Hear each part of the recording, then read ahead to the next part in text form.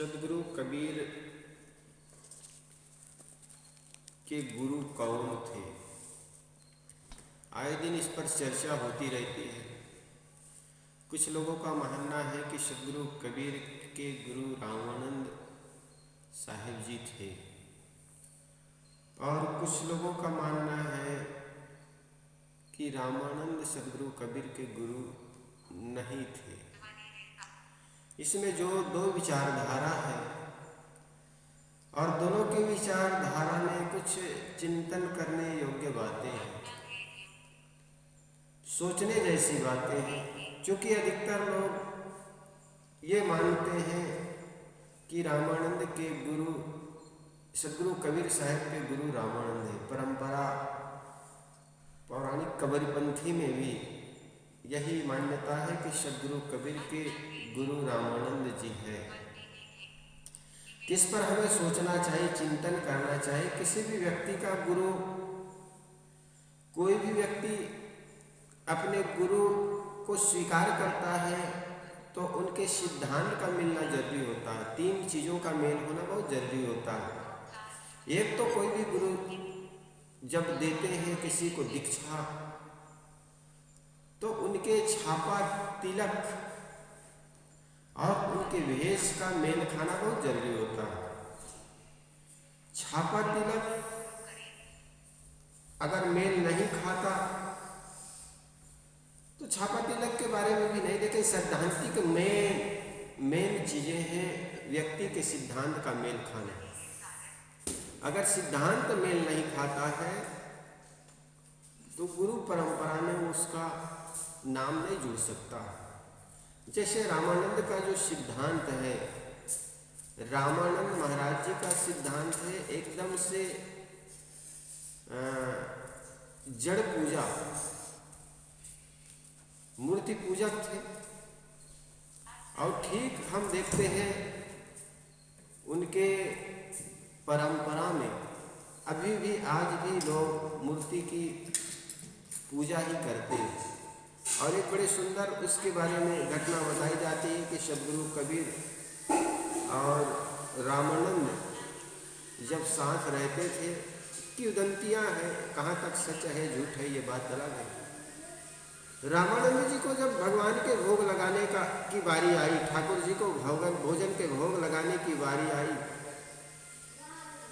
तो रामानंद ने सदगुरु कबीर से कहा कि कबीर जाकर के दूध ले आओ। सदगुरु कबीर अंधविश्वास और पाखंड के घोर विरोधी थे। उन्होंने सोचा कि गुरुजी दूध मंगा रहे हैं, दूध लेने के लिए गया तो सही, लेकिन मैदान पर एक गाय मरी पड़ी थी, उनके सामने जाकर के खड़े हो गए, घास डाल दिए और कहने लगे कि माँ उठ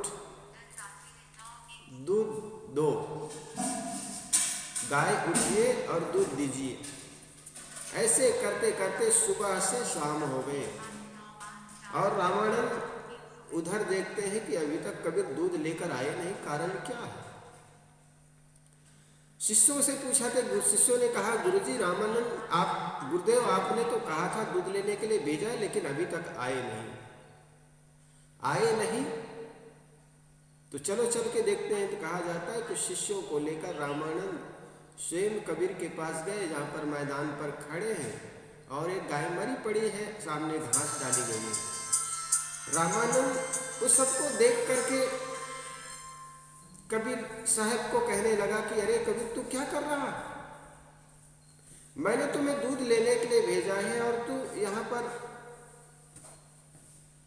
खड़े खड़े गाय को कहता है कि माँ खड़े हो दूध दीजिए, गाय खड़े हो दूध दीजिए।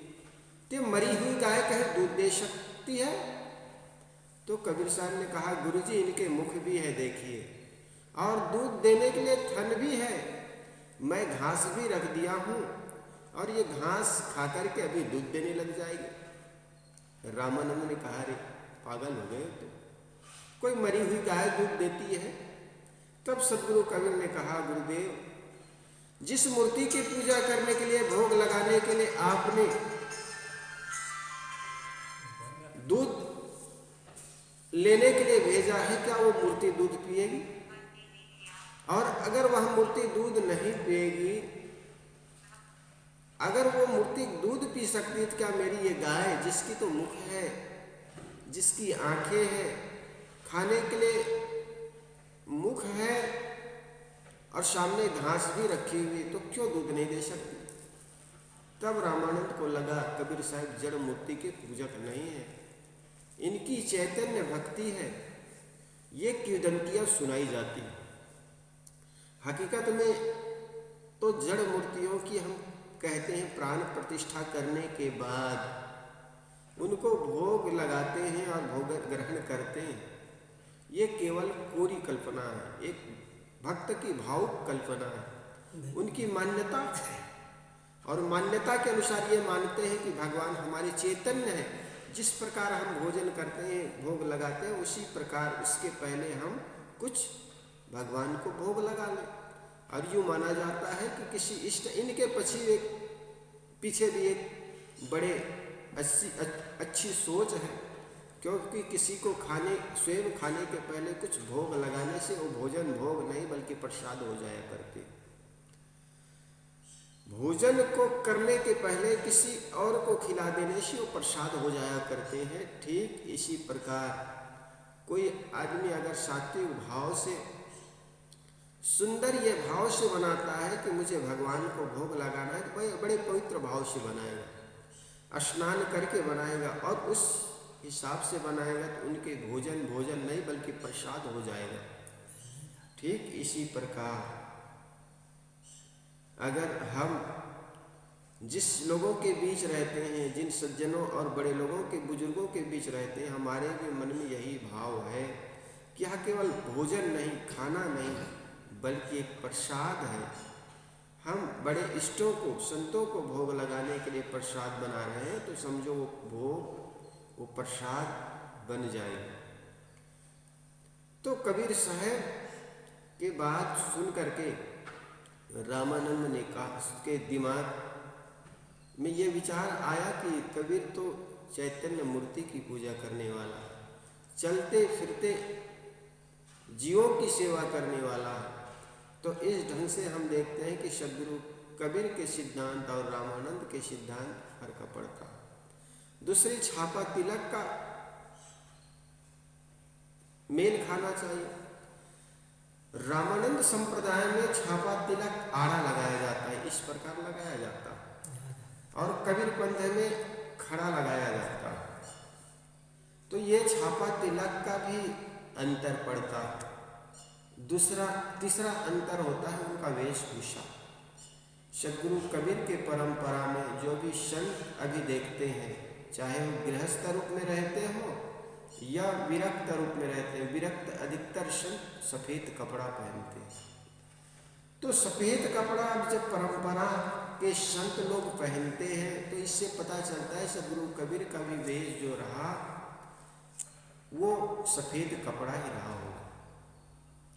तो हम देखते हैं कि ये तीनों का मेल रामानंद और सद्गुरु कबीर के खाते नहीं। चूंकि रामानंद संप्रदाय के अधिकतर संत भगवा वस्त्रधारी होते हैं और राम उपासक होते हैं, उनके जो तिलक है वो आड़ा होते हैं। और एक शिष्य के लिए गुरु के दिया हुआ भेष, गुरु के द्वारा लगाए हुए छापा तिलक और उनका सिद्धांत का मेल खाना बहुत जरूरी होता है। इससे यह सिद्ध होता है कि सद्गुरु कबीर का जो गुरु है वो रामानंद नहीं हो सकता है। जैसे सद्गुरु कबीर ने एक जगह सद्गुरु बीजक में बहुत सुंदर फटकार लगाई है, रामानंद राम रस माते कहे कबीर हम कह थाके। इसका लोगों का दो अर्थ निकालते हैं कि जैसे अपने निकट के लोग हैं उसी को कहा जाता है। रामानंद मूर्ति पूजक में लगे हुए थे, जड़ पूजक में लगे हुए थे, और कबीर उनको बार बार समझा रहे थे कि गुरुदेव, जिस चीज़ की आप पूजा कर रहे हैं, जिस चीज़ की आप भोग लगा रहे हैं, वो भोग ग्रहण नहीं करते, न तो आपको पूजा को स्वीकार कर रहे हैं, क्योंकि वो तो जड़ है। इस प्रकार कहा जाता है कि अपने निकट के लोगों को ही समझाया जाता है वास्तविकता क्या है।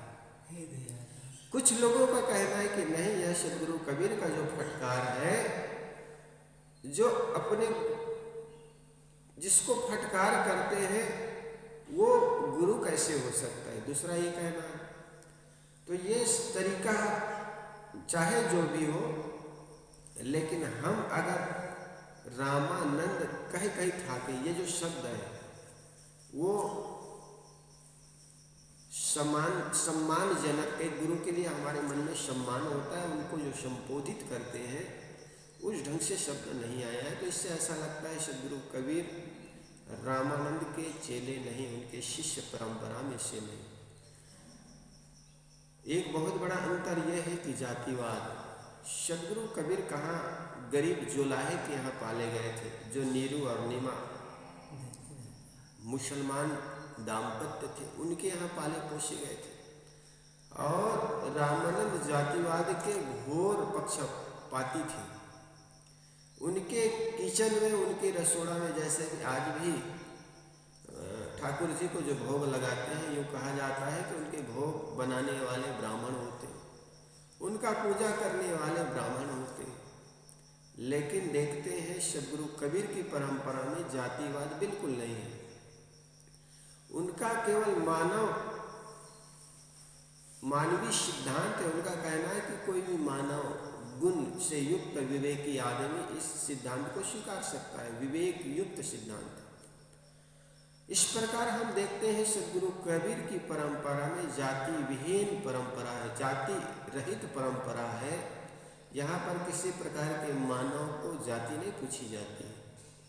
लेकिन रामानंद के संप्रदाय में जो भी लोग आते हैं, एक तो उस जाति वर्ग से होना चाहिए जिसको सवर्ण कहा जाता है। और इस प्रकार हम देखते हैं रामानंद और सदगुरु कबीर के जो परंपरा है, ये परंपरा में अंतर है।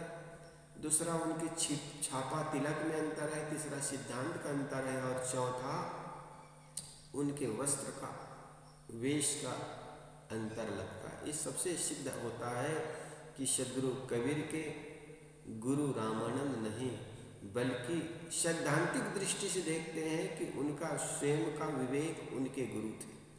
जैसे महात्मा बुद्ध अनेक गुरुजनों के पास गए, लेकिन अंत में उनका जो सिद्धांत है, उनका जो विवेक युक्त बातें हैं, उनका स्वावेक विवेक है, उनका अपना विवेक है। चूँकि ऐसे भी संत हुए हैं जिन्होंने सत्य की खोज में निकले और करते करते अपना विवेक जब जग गया तो उनको प्रतीत हुआ कि वास्तव में जिसको लोग बाहर खोज रहे हैं, अपने शरीर को सता करके, तीर्थ यात्रा करके, वो बाहर नहीं बल्कि अपने आप में ठहर जाना है, अपनी पूर्णता है। तो इस प्रकार के सदगुरु कबीर के गुरु रामानंद नहीं, बल्कि अपना स्वयं का विवेक है। और इस मार्ग पर चले तो उनके बहुत से शिष्य संप्रदाय चालू हो गया। और उसी संप्रदाय को हम कबीर संप्रदाय कहना शुरू करते हैं। बोलिए सद्गुरुदेव की जय।